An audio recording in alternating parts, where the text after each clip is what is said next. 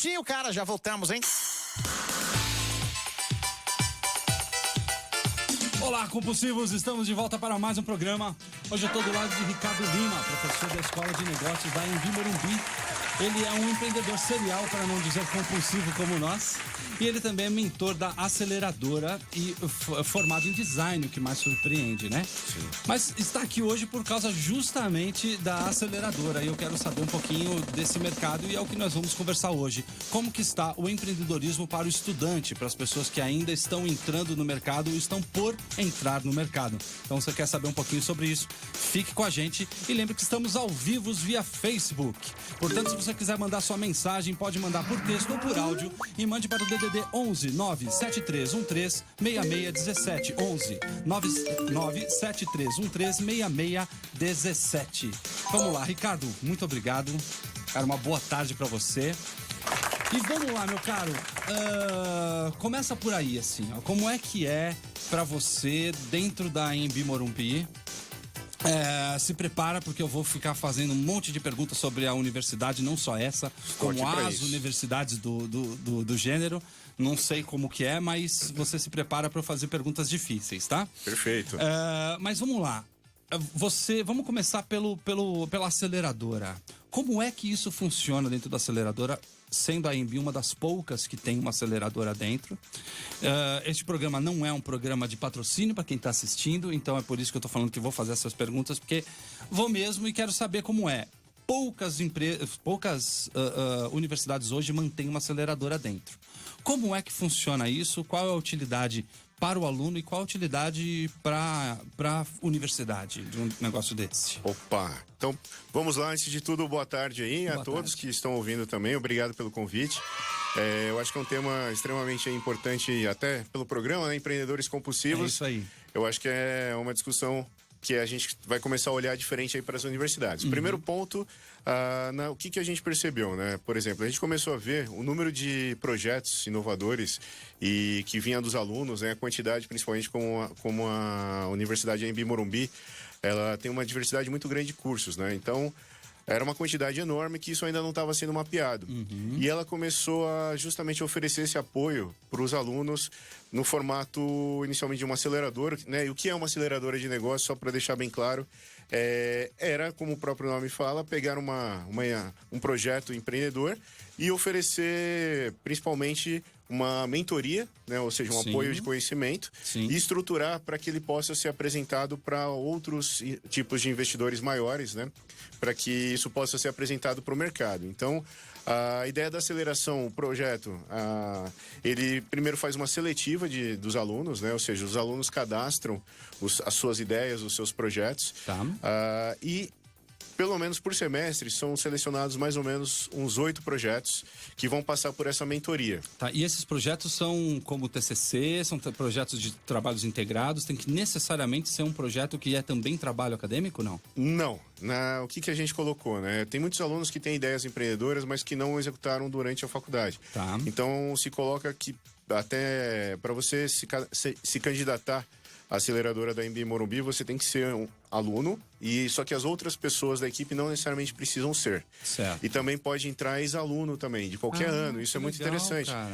Porque a gente começou a avaliar que muitas ideias empreendedoras, muitos alunos acabam criando quando se formam, né? A pessoa se formou, foi para o mercado, por que não poder ajudar o projeto dela? Então, esses alunos e ex-alunos, eles podem se cadastrar, passa por uma seletiva dos projetos que tem mais potencial de mercado. Joia. Tem uma aceleradora de mercado chamado Amazonas Cap, que faz essa operação para a Anhembi Morumbi, que é uma parceira. Então, os projetos selecionados passam por 3 a 4 meses de mentoria. E esses mentores, isso que é importante de colocar, né? Como são projetos de vários assuntos diferentes, tem projetos de games, tem projetos de moda, de, por exemplo, aplicativos de restaurante. Então, são escolhidos mentores de mercado que vão fazer esse acompanhamento, pessoas com experiência. Legal. E aí, depois de 3, 4 meses, com um protótipo e um plano de negócios mais estruturado, ele é apresentado para o mercado que a gente chama de Investors Day, que é um dia que são convidados vários investidores e justamente como se fosse aquele modelo Shark Tank da TV, que os investidores que tiverem interesse, eles acabam conversando e investindo nessas startups de uma maneira separada. Então é um processo, né? 3 a 4 meses de mentoria para chegar nesse plano de negócio e um protótipo a ser apresentado e finaliza com esse Investors Day. Então, legal. E é recente, como você falou, né? As faculdades ainda estão começando a olhar para esse mercado. Sim. E, por exemplo, a gente está no 3º semestre de aceleração. Então, é o 3º ciclo mesmo. É novo. Então, a gente foi aprendendo muito com isso, né? Eu acho que é legal, durante o programa, contar essa experiência aí porque o modelo, né? O empreendedorismo universitário, ele não é exatamente igual aos modelos de empreendedorismo que a gente vê no mercado, como o Cubo do Itaú e outras, claro, né? Então, quando a gente fala de universidade, um primeiro ponto você não vai encontrar as coisas tão lapidadas assim. Você não vai encontrar o diamante já prontinho, né? Então, isso é uma diferença muito grande de você sabe que tem uma riqueza muito grande, mas ela tem que ser lapidada. E o momento, até foi isso que a gente estava conversando um pouco antes também, né? Desse tema, que a forma de investir, a forma como tratar os universitários, assim, é totalmente diferente, porque você tem que fazer o mapeamento dessas ideias, entender as ideias e oferecer um suporte muito maior ao projeto. Então, quando a gente fala da mentoria, tanto é que a gente começava a falar aceleração, né? Hoje em dia é incubadora / aceleradora. Que a gente entende que justamente precisa... E até os alunos cadastravam muitas ideias. Não eram projetos que já estavam em execução, em andamento. Então, se a gente não incubasse mesmo, desse tudo, que é quase um prematuro ainda. Sim. Se não fosse feita a incubação, o cara não tá nem, às vezes, preparado para redigir inteiro o projeto dele, né? Ele teve uma ideia, ele não sabe ainda, né, o potencial se é viável, daquilo. Se não é viável. Exatamente. Então, acontece muito de alguns, por exemplo, no primeiro semestre da aceleração, alguns projetos acabaram continuando no outro semestre. Ou seja, eles foram para muito mais do que 4 meses de mentoria. Então, é quase o primeiro semestre de incubação e aí sim o segundo semestre de aceleração, nesse caso. Não teve como fugir disso, né? E todo mundo tem um feedback? Todo mundo tem um retorno ou não? Você fala, não, o feedback financeiro? Pelo menos assim, cara, desculpa, seu projeto não é economicamente viável, por isso você está ficando de fora, você não é um dos 8 que vão passar. Não, na verdade, o silêncio muitas vezes é esse feedback, né? No dia, entendi. Por exemplo, quando você vai no Investors Day e ninguém se interessa, ninguém comenta, ninguém fala... Claro. Fica claro que não era esse o caminho. Já aconteceu algumas vezes. Então, mas o feedback, por exemplo, das mentorias, né, é bem positivo. Na verdade, ele vira um programa de extensão. A gente coloca muito que o aluno que quer sair da sala de aula tradicional, ou seja, que quer aprender, por exemplo, acontece, né, de alunos de educação física, alunos de moda quererem entrar no programa, mas eles não têm o mesmo conhecimento de negócio de um aluno de administração. Então, para eles, eu acho que tem sido um processo muito mais rico, que eles acabam pegando todo esse conteúdo de administrativo como algo a mais, que já faz parte, por exemplo, do curso, essa aceleração. Então, eu acho que eles acabam absorvendo de forma muito mais interessante aí. Isso me leva para um outro ponto, né? Que essa semana aí no plenário, semana que passou, né? No plenário, começou a se discutir colocar empreendedorismo nas escolas públicas. Começar a fazer pelo menos uma matéria de economia doméstica que seja, começar a introduzir... Educação financeira também. Educação financeira, etc. Sim, né? sim. Então, vamos usar esse termo mesmo, educação financeira em qualquer âmbito, desde o início das escolas, porque nós não temos isso no Brasil, nunca tivemos isso no Brasil. Até tem a Natália Arcuri, né, que com certeza deu uma revolucionada nisso. Tenho certeza que a iniciativa dela, né, eu e a Cibele, a gente conversa muito. É minha mulher, tá? Oi, amor. A gente conversa muito sobre isso, ela é muito fã da Natália e eu não tenho dúvida de que a personalidade dela, o tipo de atitude que ela teve, a penetração de mercado, não posso afirmar que foi ela que começou isso, mas o quanto ela movimentou esse mercado e esta ideia, com certeza fez o mindset de muita gente alterar, né?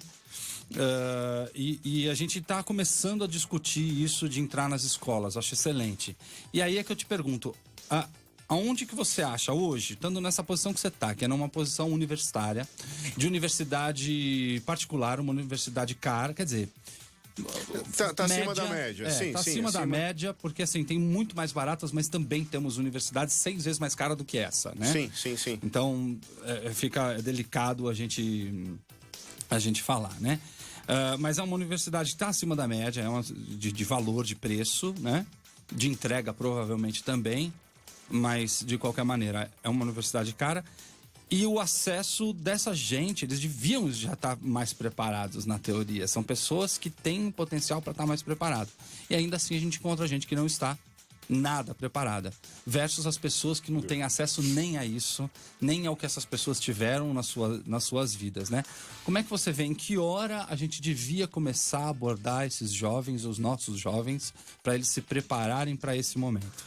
Então, vamos lá, né? Eu acho que essa questão da Anhembi Morumbi, até quando a gente começa a olhar o público, a questão financeira também das pessoas não significa necessariamente que elas estejam, que deveriam estar mais preparadas ou não. Mas há um potencial de que estejam, né? Mais ou menos. A gente coloca assim, que quando a gente começa a falar de empreendedorismo, é aquela questão de resolver problemas, entender e tentar mudar a realidade. Quando a gente tenta pegar também um público, por exemplo, que já tem um alto poder aquisitivo, a gente vê que a água não bate da mesma forma como, por exemplo, outros públicos também. Então, a Anhembi Morumbi eu vejo como uma universidade que tem todos esses públicos, né? Ou seja, você tem pessoas, às vezes, com uma renda um pouco menor, uma renda maior, mas a gente percebe também que essa vontade de criar os seus próprios caminhos, vontade de aproveitar oportunidades, isso é muito mais, muitas vezes, da garra e do perfil das pessoas, né? Porque, justamente, quando a gente já nasce numa zona de conforto, a gente vê até as grandes fortunas costumam acabar na terceira geração, né? Ou seja, quando eu já nasço com um berço bilionário, eu falo, pra que eu vou desgastar? Exatamente. Então, essa zona de conforto, né? Ou seja, esse momento que... Isso é um fator muito importante no empreendedorismo, né? Agora, o melhor, não estar na zona de conforto, né? Ou tentar evitar ela. Agora, essa questão das universidades, em que momento, né, começar isso, a gente vê que o empreendedorismo ele vai além só dessa vontade de ter negócios. Na verdade, o empreendedorismo é um caminho que dá um protagonismo muito grande nas pessoas, né? Ou seja, que te dá um poder de você entender que você não depende muito só de uma situação atual, dos caminhos já existentes. Você começa é quase um trabalho de autoconhecimento, né? Você começa a entender as suas qualidades, a sua missão no mundo, né? Vamos trazer assim, para você começar a criar esses caminhos. Então, eu acho que, principalmente nas escolas, na educação infantil, o empreendedorismo ele pode ser ensinado de uma forma mais lúdica, lógico, mas já está acontecendo, porque outro questionamento que você estava me fazendo, né? Sobre a questão da educação. O modelo tradicional de educação está morrendo. Esse modelo onde... você, né, que nem aquela brincadeira que falam que se você congelasse uma pessoa há 2 séculos atrás e ela voltasse agora, por exemplo, ela ia achar tudo muito estranho. Provavelmente uma coisa ela ia entender muito bem: as escolas. Ou seja, ela ia entender aquele modelo de professor, de cadeirinha, de alguém falando e outros. E esse modelo da educação, ele está mudando de uma forma que está exigindo que as pessoas, que as crianças pensem, não só recebam conteúdo, mas comecem a ser protagonistas também. Então, quando a gente começa a ver esses caminhos de mais autonomia, de ensinar a pensar e não só a decorar, esse é um primeiro passo para o empreendedorismo. Que eu começo a ensinar a resolver problemas que não existem ainda. Então, o empreendedorismo é muito isso, né? Ou seja, pode mudar a situação, pode mudar o cenário da economia, mas eu começo sempre a olhar os desafios, as oportunidades para criar esses novos caminhos. E quando a gente começa a ver que nas escolas isso está cada vez mais sendo fomentado, essa é a primeira base para quando chegar na faculdade. Porque assim, o que acontece? No modelo anterior, primeiro, o mercado está mudando muito, né? Então, o diploma já não está sendo mais o diferencial no mercado, né? Esse é o ponto. Muitas empresas, inclusive startups, empresas inovadoras, já estão colocando que eu não estou mais contratando funcionários por diploma. Se o diploma ele não está me validando o conhecimento que eu preciso, tem algumas startups dizendo, eu prefiro pegar as pessoas sem diploma e formar elas dentro da empresa. Então, quando você entra numa faculdade, e essa é uma postura, né, de eu vou estudar aqui 4 anos para lá no final eu pegar meu diploma, para aí sim abrir portas no mercado, esse modelo, inclusive os alunos que pensam assim, eles já estão no modelo anterior, no modelo passado. Na verdade, a faculdade ela tem que ser um suporte para você realizar os seus projetos, os seus sonhos. Então, aí que entra, eu acho, um lado muito forte do empreendedorismo, né? Ou seja, os 4 anos vão ser decisivos para saber o que você vai, como é que você vai se portar no mercado. Não é só no final que eu vou no pote de ouro, o tão sonhado diploma que vai. Claro. Então, se o aluno já chega no começo da faculdade com esse perfil, ele tem uma experiência totalmente diferente, né? A gente teve uma porrada de entrevistado aqui que eram destaques das suas empresas, dos seus mercados, né? Suas empresas eram destaques dos seus mercados e falaram que eles não estão nem aí para currículo mais, né? Com a gente certeza. tá finalmente dando essa volta. Há 5 anos atrás o texto era outro. Sim. Não, é fundamental ter uma faculdade. Diploma, hoje né? Em dia, diploma. Era uma porta. Hoje em dia, nem para você não ser mais preso, né? Pra você pegar cela especial, existe mais. Então, sem dúvida. A verdade é que a universidade tem que começar a se tocar disso e colocar um curso de qualidade, né? Eu mesmo abri uma escola de design pensando que a faculdade não preparava as pessoas com softwares virados para o mercado.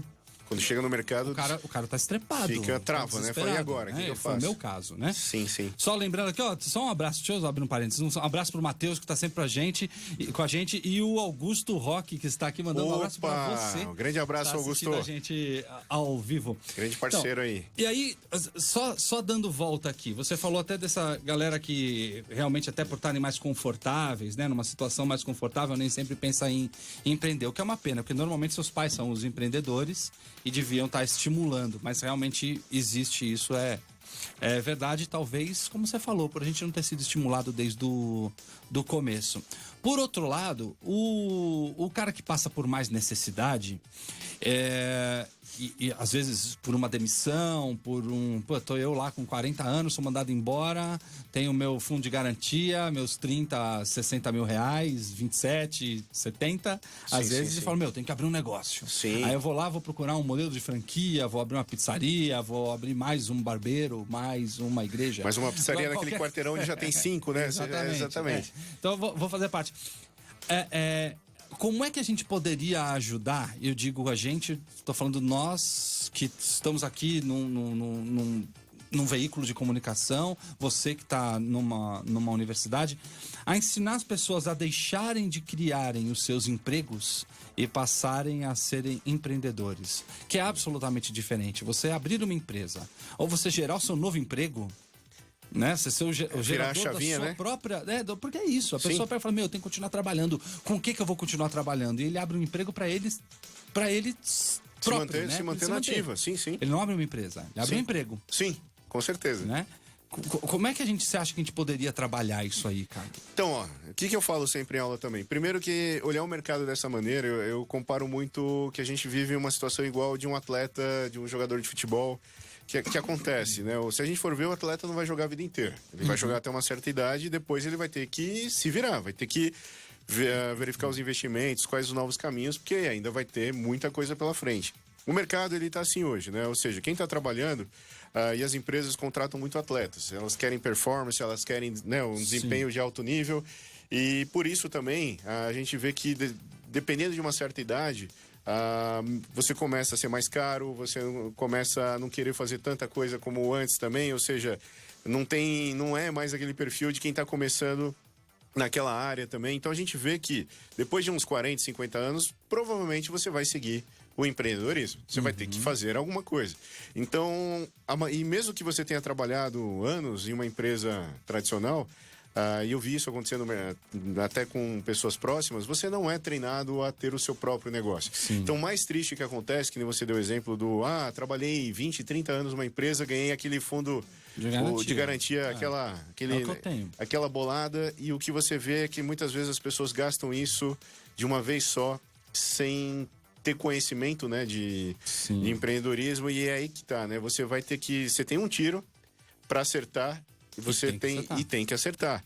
Então, e o triste é que muitas pessoas acabam queimando toda essa poupança feita na vida toda. Então, o que eu falo desde o começo mesmo que você não tenha o objetivo imediato de abrir o seu negócio, comece a montar um plano B, um projeto pessoal, e já começar a quebrar cara desde cedo, né? Ou seja, nos Estados Unidos, os empreendedores que já estão na terceira, quarta empresa são os mais bem vistos, né? Ou seja, você já perdeu aquele romantismo que você vai ser o próximo Mark Zuckerberg que vai faturar 1 bilhão em 6 meses. Ou seja, você vai, que nem você comentou, né? As cicatrizes, né? Ou seja, você já vai ter algumas cicatrizes e vai conseguir entender muito mais como funciona o mercado. Então, é muito mais fácil errar quando você ainda tem uma possibilidade, por exemplo, quando você ainda mora na casa dos pais, quando você ainda tem alguém que... Conforto, você tem algum conforto. Então, comece a errar desde cedo.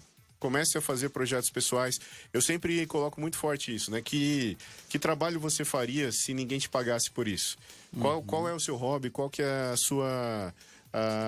quais são as áreas? Qual o seu propósito nesse mundo, de fato? Quando você começa a fazer essa investigação e colocar isso em prática, primeiro passo, né? Até na experiência da própria universidade. Eu brinco com os alunos, né? Qual livro você já leu ou pegou que nenhum professor pediu para você? Quando deixa de virar obrigação as coisas, aí que começa a ficar interessante, né? Aí. Então, quando você começa a fazer um projeto pessoal, algo que te leve a buscar conhecimento, que ninguém tá te obrigando a isso, não vai ter hora para dormir, não vai ter limite para... Pois é, cara. E aí eu deixo no ar a pergunta pros alunos, cara. Por que é que você ainda se sente obrigado a ir pra faculdade, cara? Isso é um negócio que eu não consigo entender. Eu realmente não consigo entender, assim. Eu fui muito mau aluno de escola. Eu fui muito mau aluno de colégio. Eu me sentia obrigado a estar lá. Steve Jobs também, hein? Né? Porra, posso chegar lá. Aliás, ele abandonou, ele nem chegou no final. Pois é, cara. Eu sempre fui muito mau aluno. Eu não gostava daquilo. Eu sentia a grade curricular uma ofensa pra mim. Um monte de frescura também, tá? A verdade seja dita. Né? E reprovei algumas vezes. Mas quando eu fui me mover à universidade, fui eu que escolhi o meu curso. Porra, o mínimo que eu posso fazer é extrair o máximo daquele negócio. O mínimo que eu posso fazer é estar lá de corpo e alma. O mínimo.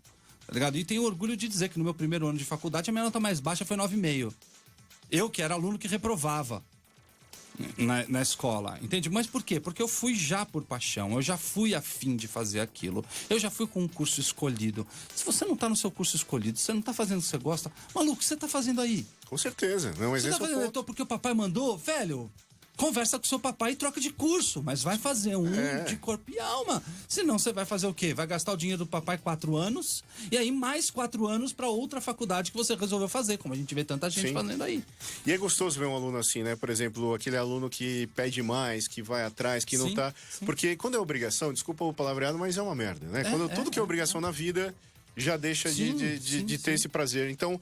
Isso até mesmo para quem... Isso é outro ponto também, né? Quando a gente fala de empreendedorismo. Mesmo quem quer seguir o caminho de multinacional, empresas, um dos pontos de diferencial no mercado é esse brilho no olho que você falou.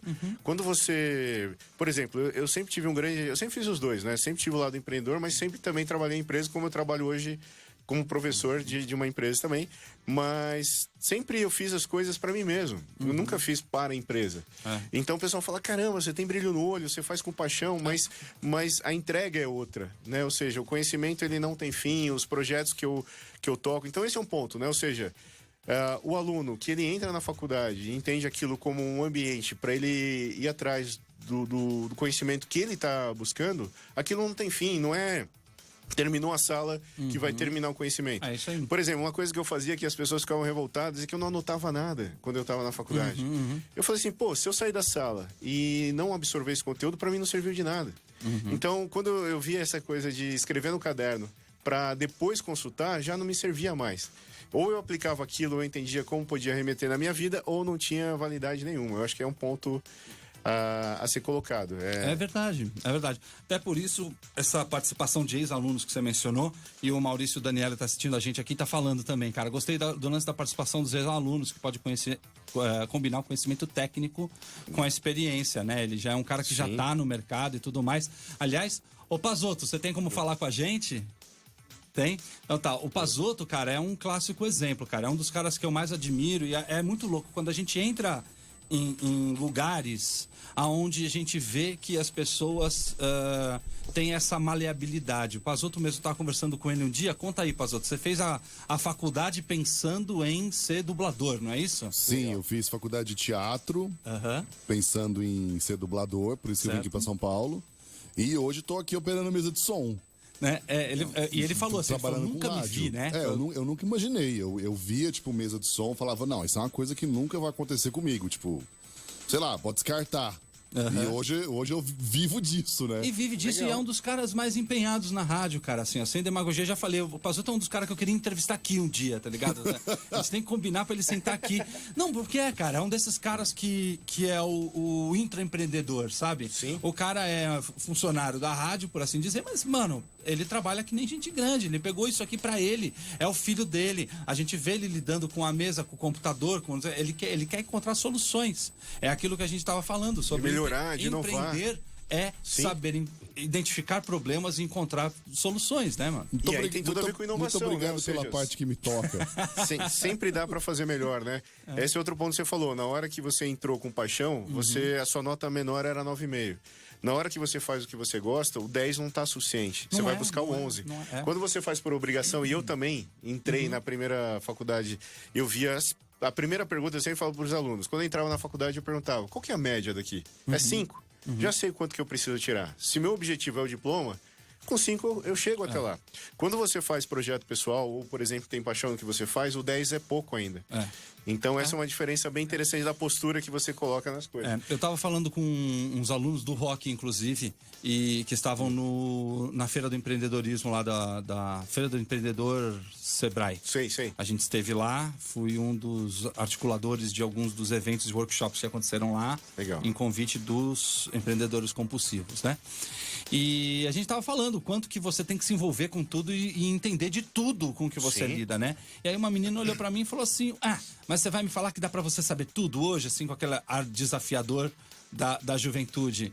Falei, não, saber tudo você não tem como saber. Mas você tem a obrigação de saber o máximo possível daquilo com que você se envolve. Se você não se envolveu, tudo bem. Você não precisa sair buscando ser a enciclopédia do mundo. Mas se você se envolve com um assunto e você não domina tudo, cara, shame on you. Sabe assim, tenha morra de vergonha, cara. Como é que você pode sentar numa mesa de operação e não aprender o que é, como é que é o software, do que ela depende? Como é que você pode lidar com ração para peixe e não entender por que ela boia ou por que ela afunda? Né? Assim, por que essa aqui boia e por que essa aqui afunda? Eu, como designer, foi um dos meus primeiros trabalhos. Falei assim, eu tô fazendo 2 embalagens de ração para peixe, é tudo igual, pinto uma com um detalhezinho verde, uma com vermelhinho, e tá tudo bem. Aí o cliente vira e fala, não, cara, são completamente diferentes. Eu falei, meu Deus, completamente diferente onde? Deixa eu descobrir, né? Me mostra, me ensina, deixa eu ver, fui estudar. E aí a gente mergulha naquilo e descobre que é porque tem que ração de topo, de meio, de fundo, de acordo com o tipo de peixe, a cor que ela faz, o movimento que ela faz enquanto está afundando, porque o peixe só come enquanto ela está descendo. Depois que ela parar no fundo, ela é sedimento, ela é coisa que vai sujar sua água. Então ela tem que descer fazendo um movimentozinho. Cara, você aprende um monte de negócio tão encantador, né? Que você olha e sabe, você no mínimo levanta a sobrancelha e fala, caralho, que louco, né? No mínimo você tem que se envolver no máximo do possível com aquilo que tá na sua volta, cara. Então, eu acho que essa foi a minha vantagem. Como você falou, eu me formei em design. Inclusive, sou filho da casa, sou filho da Embi Morumbi também. Me formei mesmo? lá. Você é aluno de lá? Sou aluno de lá, depois virei professor, que é muito gostoso também. E eu sempre coloco, né? Quando eu fazia design, eu não entendia muito bem o porquê do design também. Eu gostava, mas ainda estava... Hoje eu vejo que foi a melhor coisa que eu fiz, porque é um curso interdisciplinar. E hoje não dá para resolver nenhum problema no século XXI se você não tiver esse conhecimento de muitos assuntos. Não tem... Esse é outro ponto da faculdade que ela ainda tem que se ajustar, que eu não tenho mais essa de administrador, engenharia, direito. Eu posso saber um pouco de tudo para... Sim. Eu vou ser administrador, mas eu tenho que saber gastronomia, eu tenho que saber também um pouco do direito, eu tenho que expandir para outras áreas, né? Então o design ele sempre me trouxe muito essa possibilidade interdisciplinar também, né? E para o século XXI, problemas são complexos. Complexidade envolve essa busca muito maior. Isso é um ponto legal mesmo. Com certeza. Deixa eu aproveitar que você falou que você é aluno de lá, então. Opa! E vou mandar aquela. O EAD é talvez uma das coisas mais bacanas para fazer com que o ensino chegue longe, onde antes não chegava, onde não é rico em universidades de qualidade, etc. Entretanto, a gente está vivendo um momento onde muitas universidades estão usando o subterfúgio de EAD para diminuir a carga horária presencial e assim encurtar suas folhas de pagamento e fazer com que eles economizem por um lado e tornando os cursos, na minha opinião, muito mais fracos do que eram antes. Você não vai responder isso agora, eu quero que você compare para mim, por favor, como era o curso 100% presencial e agora com esse misto de EAD e como você vê esse mercado. Logo depois do nosso comercial, a gente volta já. Você está na Rádio Geek, apaixonados pelo que fazem. Hora do intervalo comercial, segura um pouquinho aí, ó. WhatsApp da Rádio Geek. 11 97313 6617. E aí, pessoal, aqui é o Caio Catarino e toda terça-feira às 5 horas da tarde vocês podem ouvir ao vivo o Anime Station, com todas as discussões sobre anime da semana para você ouvir aqui na Rádio Geek. Rádio Geek, apaixonados pelo que fazem.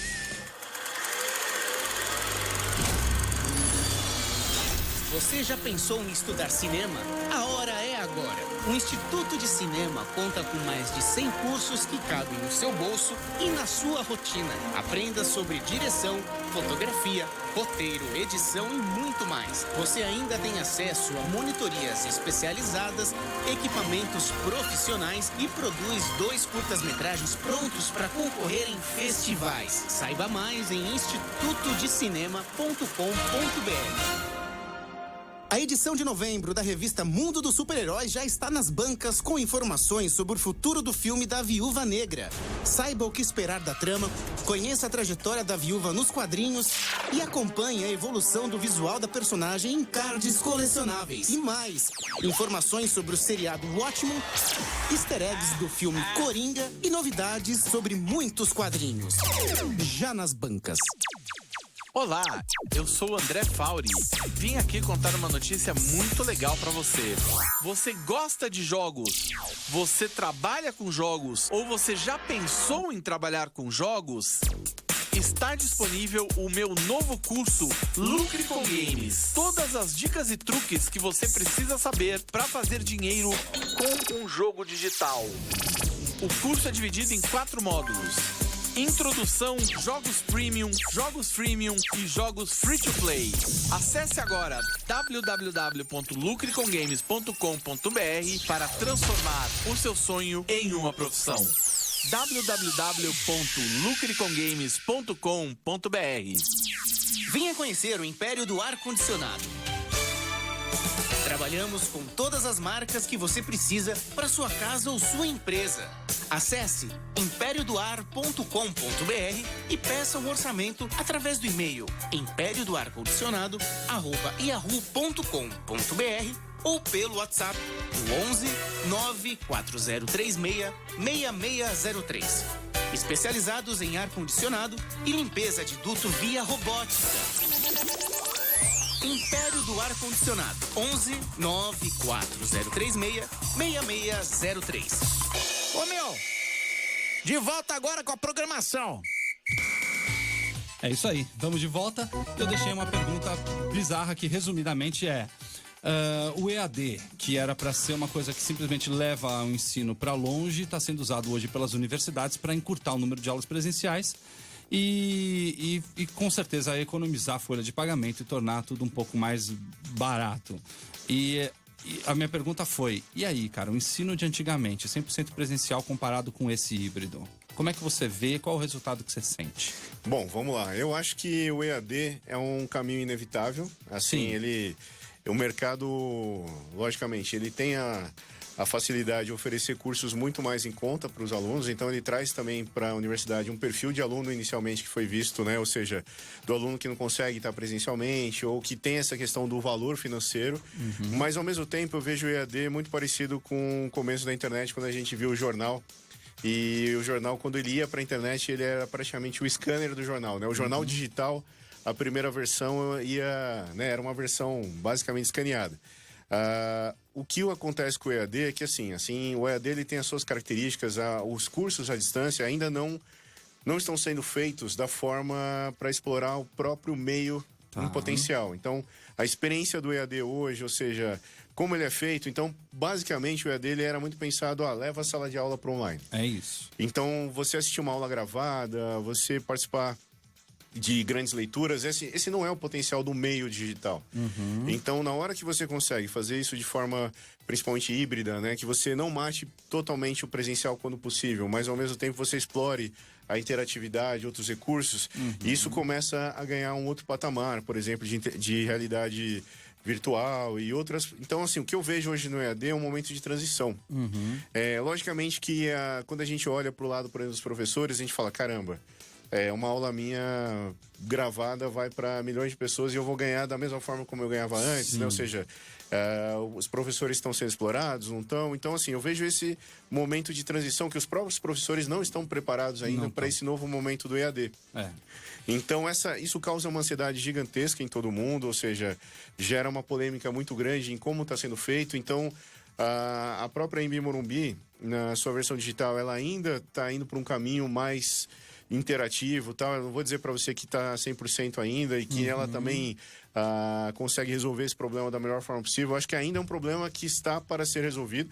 Inclusive, muitas startups de educação, chamadas de edutechs, elas estão aproveitando esse nicho de mercado do EAD de uma forma espetacular. Então, eu vejo que é um mercado que a gente vai ter que ir. A forma como está sendo feito é que provavelmente deve mudar. Eu recebi aqui o dono da Crânio, né? Isso, que é uma edutech, né? Isso, que é uma edutech. Eu estou me lembrando o nome dele agora, só o sobrenome, que é Yazbek, né? Mas não me lembro o nome dele, me desculpe. Mas acho que pelo sobrenome já tá ótimo, né? Com certeza. Ele tava... Fez o merchan da empresa. Isso. Não, é excelente, cara. É uma empresa que ele começou com 50 mil reais e tá na casa dos milhões aí, né? Sim. Então, quando ele veio aqui, ele falou em 15 milhões de valor de empresa. Espero que já esteja valendo muito mais.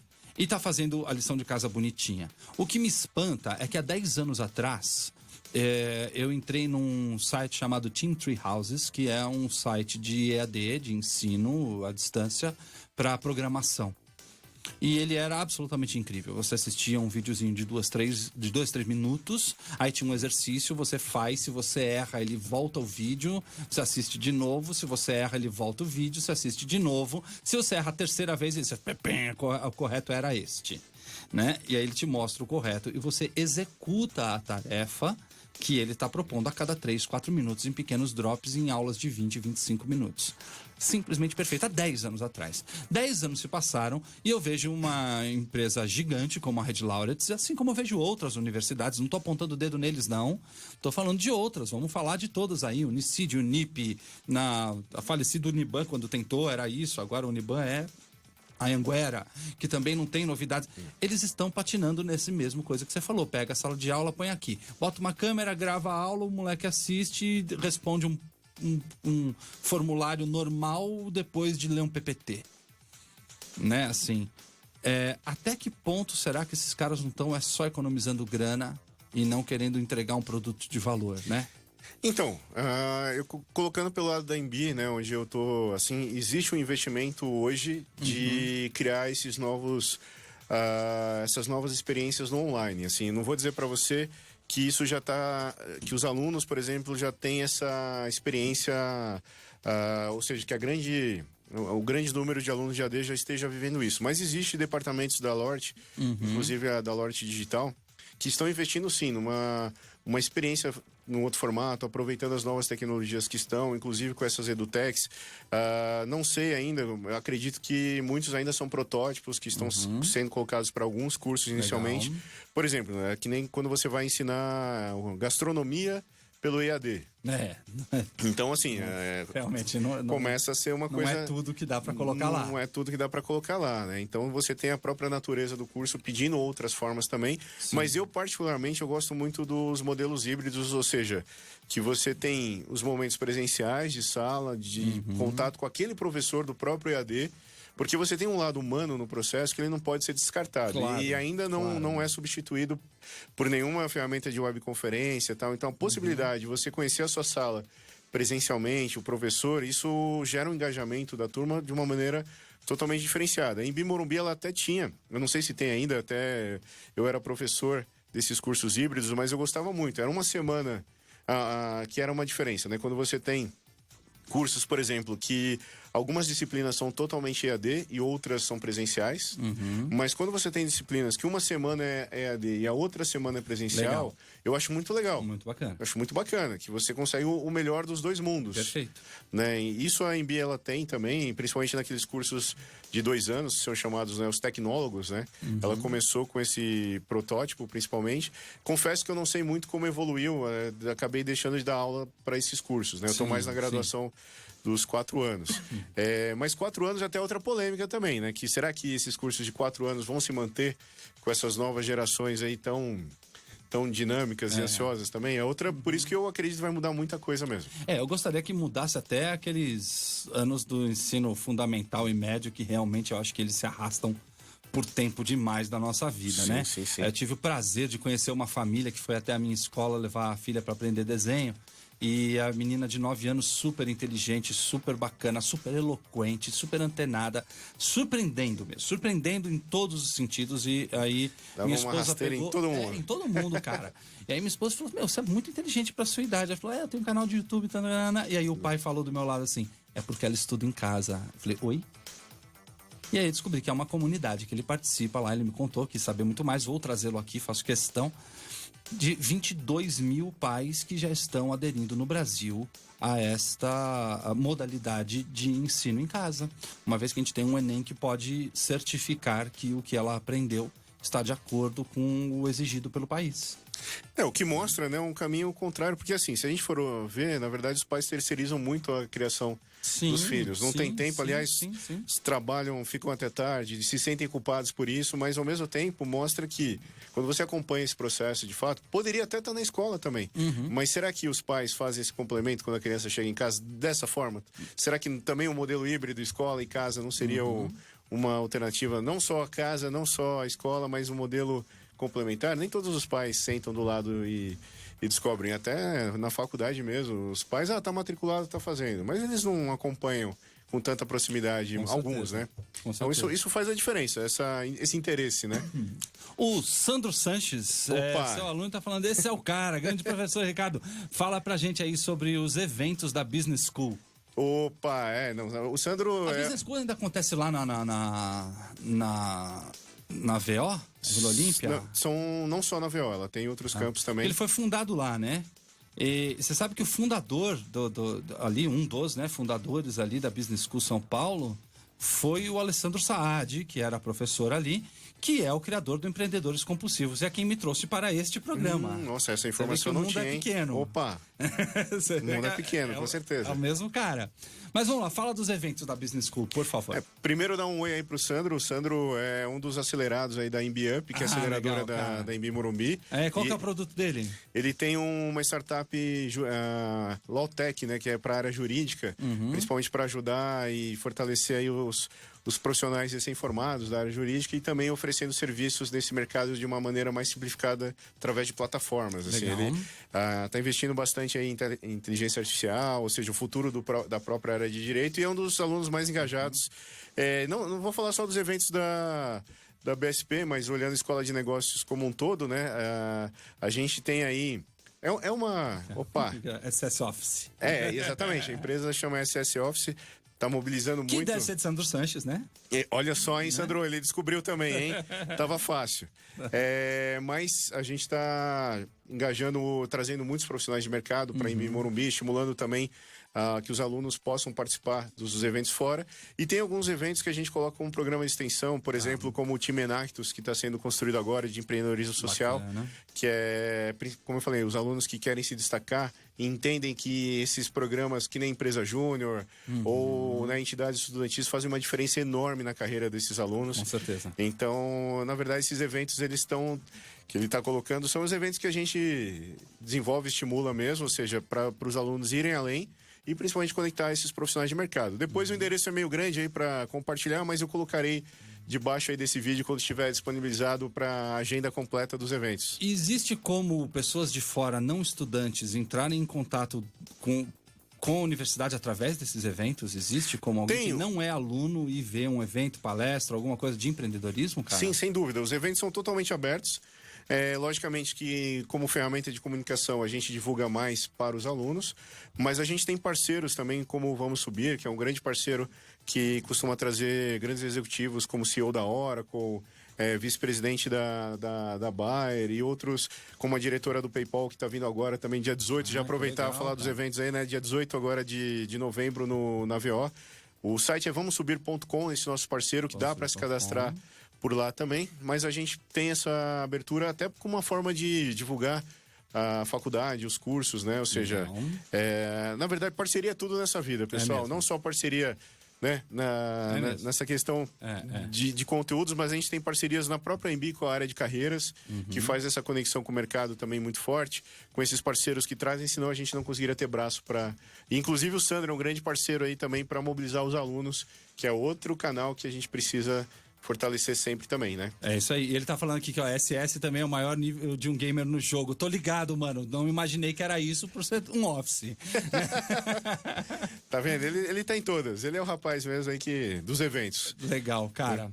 Bom, vamos voltar um pouquinho agora. Opa. E vamos falar das tuas outras atividades. Você se colocou aí pra gente como um empreendedor serial. Legal. Né?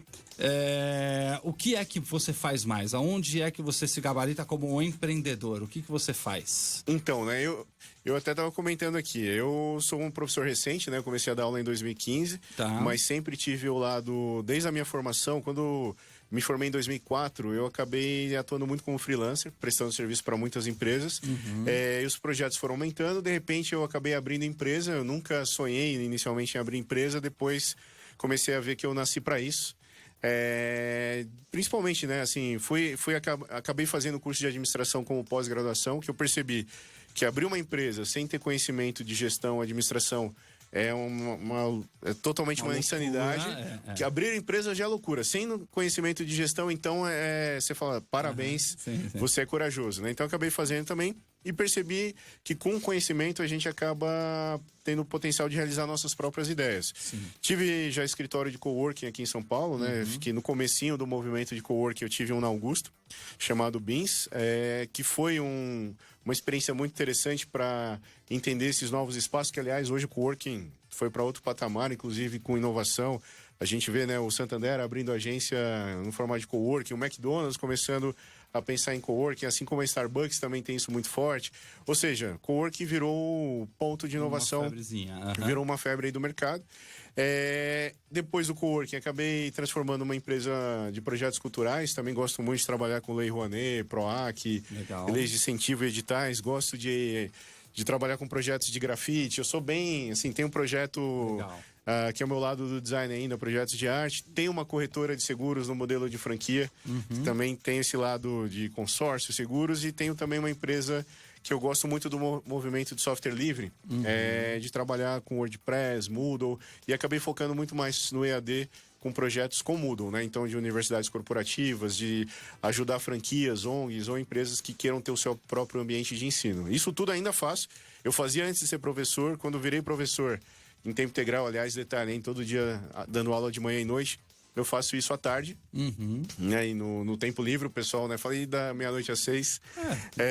Domínio da XP, velho. E ainda faço o doutorado junto desse processo aí, paralelo. Legal, então, assim, cara. Tempo a gente Muito cria... bom. Né, Você levou aquela história de não botar todos os ovos na mesma cesta, não, bem a sério. Jamais, né? jamais. Ou seja, isso pra mim é um perfil da minha vida mesmo. Eu sempre faço muita coisa ao mesmo tempo e eu hoje não sei mais viver sem fazer isso. Sem fazer tudo isso. Aliás, não conseguiria, né? Ficaria muito chato essa vida fazendo uma coisa só.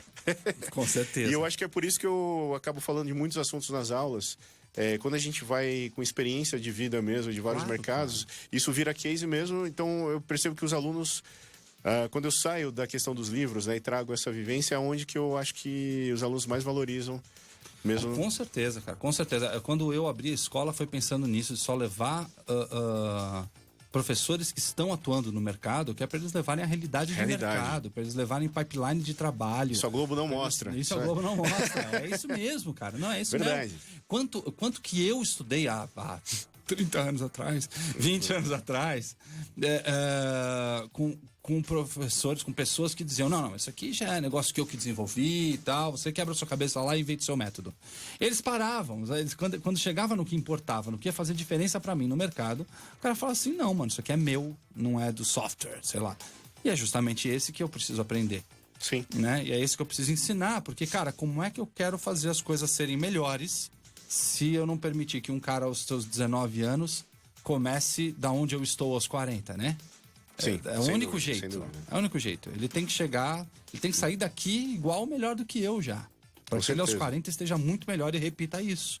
E tem um ponto interessante também. Eu falo muito, né? Eu dou aula principalmente de curso de administração, na escola de negócio como um todo, mais em ADM. E eu falo, um grande diferencial para conseguir criar projetos de empreendedorismo, inclusive o curso de ADM também é um curso de humanas, né? Então, um diferencial sempre é gostar de pessoas.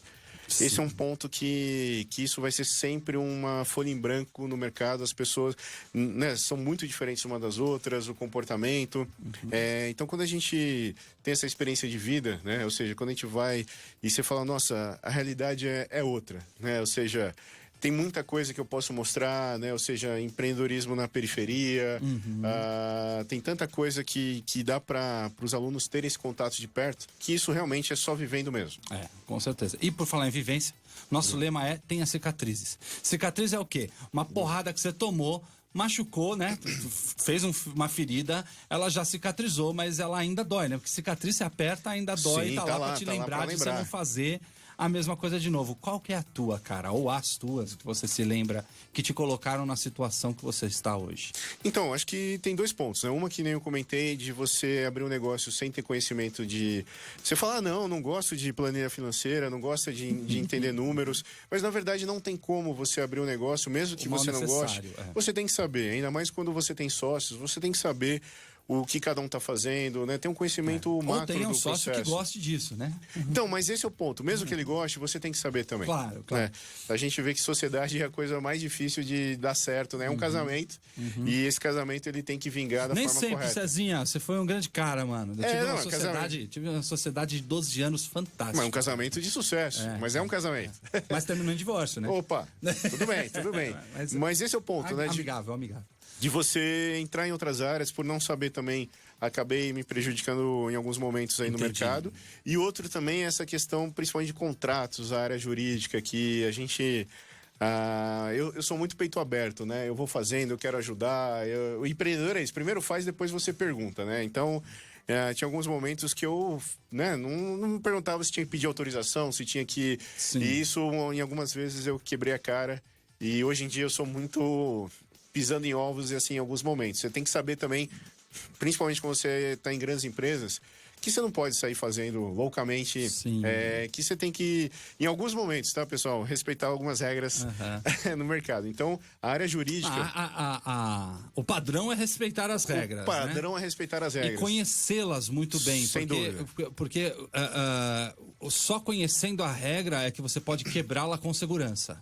Exatamente, né? Exatamente. Então eu sempre falo, tenha, né, esse lado, um bom advogado do lado, conheça muito, um pouquinho como funcionam as coisas também, né? Por exemplo, registro de marca, contratos. Sim. Isso é um ponto sempre legal de formalizar muito bem as situações, né? Eu já quebrei a cara em alguns momentos nesses pontos aí. Tem que entender mesmo. Eu me lembro que a primeira vez que eu comprei um domínio para um cliente, eu era novinho de empresa, tinha meses de empresa, e comprei o domínio para ajudar ele, né? Malandro, quando chegou a hora de eu passar esse domínio para ele, cara, passar domínio é um negócio que ainda tem que ter aquele registro em 10 cartórios. Hoje em dia você ainda vai em um cartório e eles fazem para você esse trabalho. Você paga lá 100 mango e eles fazem esse lance de passar em 10 cartórios. Naquela época você tinha que ir fisicamente em 4 deles, né? Porque é tudo aqui no centro da cidade e tal. Sim. Você vai, um valida por esses 2, o outro valida por esses 4, o outro valida por aqui, né? Você tinha que ir fisicamente nos cartórios, carimbar, tem que estar com vontade, assinar. Tem que estar com vontade. Malandro, pra passar um domínio pro cliente, tá ligado? Cliente este que era Alessandro Saad, deste programa. Então, a gente tem que saber um mínimo mesmo, minimamente de tudo. É aquilo que a gente tava falando no começo, cara. Pelo menos o que tá em volta de você, você tem que dominar. Né? Pelo menos o que faz parte da sua atividade. Exatamente. E do teu dia a dia. E você já foi funcionário de empresa gigante antes, assim? Você já foi Então, CLT nessa vida? Já, não. Eu atualmente sou CLT, mas outras empresas... CLT na Embi Morumbi? na Embi? Sou. Tá. Um beijo aí, Embi Morumbi. Ó, obrado aí, viu? Não, desculpa qualquer coisa. Pô, desculpa tá? qualquer coisa, mas estamos aí, firme e forte. Coisa, a culpa foi minha, não dele. Tá? Mas sim. Na verdade, eu sempre fui CLT e empreendedor ao mesmo tempo. Mesmo quando eu tinha escritório de coworking, muitas vezes, eu atuava na UG como gerente de projetos da área de health, da área de saúde também, né? Trabalhando com Roche, Pfizer, né? Sempre. E então eu trabalhava lá e depois ia visitar o espaço de coworking, né? Ou seja, tinha os funcionários lá que tocavam o escritório para mim. Mas eu atuava, e é uma multinacional também, né? Ou seja, como CLT. Eu sempre. Porque assim, o que eu aprendi nessa vida? Quando a gente é empreendedor, para a gente desenvolver o nosso primeiro protótipo, alguém tem que bancar, alguém tem que financiar. Sim, e eu percebi uma vez, né? Posso contar rapidinho? Temos tempo ainda? Temos, 2 minutos. 2 minutos. Eu apresentei uma vez um projeto para um investidor e ele falou assim, legal, mas quanto de dinheiro você já colocou nesse projeto? Eu falei, olha, eu criei tudo, mas dinheiro mesmo, ainda não. Ele falou assim, pô, mas se você não acredita no que você faz, por que eu que tenho que acreditar? Falei, uau! Falei assim, sabe de uma coisa? Boa colocação. Daqui pra frente, o primeiro investidor de todos os negócios que eu fizer sou eu mesmo. Então, ser SLT era uma maneira de eu levantar o caixa, primeiro para não mexer numa zona perigosa, até pra família, esposa e por aí vai, né? De mostrar que, olha, eu não sou tão louco assim, eu não tô mexendo com o leitinho das crianças, né? Mas também de poder financiar os meus próprios projetos. Essa é uma outra dica. Mas que acontece, né? Muita gente mergulha a ponto de apostar o leitinho das crianças mesmo. Com certeza. E se acerta, se erra, ok. Se você tem uma garantia um pouco maior... como investidor, né? Você colocaria 100% do que você tem em ações? Nunca, né? Opa, então lembre-se disso quando for abrir uma empresa. Aliás, quando eu fui buscar um investidor para um negócio que eu achei que era conveniente ser comprado... era onde eu dava aula. Minha escola estava fechando, eu dava aula e eu falei, essa escola está fechando por patinada. Ela tem tudo para dar certo. Ela está rodando no azul aqui em São Paulo e eles fizeram improbabilidades fiscais, sabe? Assim, sei. Eu acho má gestão, mano. Má gestão. Eu tenho certeza que vira e fui atrás do investidor. E o investidor pegou e falou assim, tá bom, Davi, mas o que você ganha com isso? Eu falei, nada. Eu quero continuar dando aula lá. E eu quero a oportunidade de concorrer para ser o agente de marketing desses caras. Eu quero ser a agência da escola, mas eu me coloco na condição de concorrer. Você comprando ela, me põe para concorrer com outras agências se você achar que eu devo. Eu gostaria de ser. Quero manter ela viva, né? Ele falou, não, isso já é condição, você tem que ser agência. Mas eu quero te prender aqui. Ele perguntou, qual é o seu patrimônio hoje? Não tem nada, cara, não tem nada. Ele falou, não, você mora de aluguel? Não, então quanto você tem, tá? Fizer uma conta lá, dá 400 conto. Então você tem 400 mil reais de patrimônio, Davi? Eu falei, então tá bom, então você vai ser meu sócio em 10%. O investimento era de 8 milhões. Eu falei, como é que é? Ele falou, isso significa que você tá apostando tudo que você tem na sua vida e mais a sua vida de novo nesse negócio. Uau. Se der errado, você tá me devendo a sua vida 2 vezes. Ainda assim, você quer ir? Eu respirei fundo e falei, cara, aí fica difícil, né, cara? Tô devendo o que eu não tenho ainda, pô. Pois é, assim, aí fica difícil, mas eu ainda acho que vale a pena. Eu só não sei se pra mim. Ele falou, não, mas vai ou não vai? Eu falei, vou. Ele falou, então tá bom, é isso que eu queria ouvir. Uau. Então o negócio deve ser bom mesmo. Mas acabou que não virou, não deu certo. O rombo da escola era muito maior e precisava de mas ele queria milhões pra saber se você acreditava. Então, lógico. mas é assim, o cara queria que eu apostasse 2 vezes a minha vida nesse negócio. Pra gente encerrar, cara, como que te encontra? O Sandro Sanches mandou o link da Escola de Negócios aqui. Eu vou deixar esse link, esse vídeo vai pro YouTube até amanhã, tá lá no YouTube, na Rádio Geek BR, Empreendedores Compulsivos. E esse link vai estar no descritivo, bem como os links que você vai passar agora. Como é que a galera te acha? Se alguém precisar pedir socorro, quiser qualquer uma das suas atividades... Vou passar meu e-mail, pode ser? Acho pode, claro, né? claro. Bom e velho e-mail, funciona ainda? Funciona. Tem um e-mail ricardo@bes com B de bola, E de escola, SS de sapo.com.br. Certo. E quem quiser conhecer um pouco mais da Embi Morumbi, né, da aceleradora e dos outros projetos, a embi.br/embiup. É o nosso canal lá da aceleradora também, com editais, projetos. E no link descritivo aí que o Sandro mandou, vai ter aí o Time Enactus e outros projetos que a gente está desenvolvendo lá dentro, e palestras filmadas, que é bem legal também. Cartão, cara, muito obrigado. Obrigado Parabéns, você. A gente vai se ver de novo, com certeza vamos fazer novas atividades. E meus amigos, ficamos por aqui. Este foi Empreendedores Compulsivos. E controlando a ponte aqui da Enterprise, Gabriel Pazotto. Fique agora com o Gororoba Play. Você está na Rádio Geek, apaixonados pelo que fazem. Hora do comercial. Tira a mão desse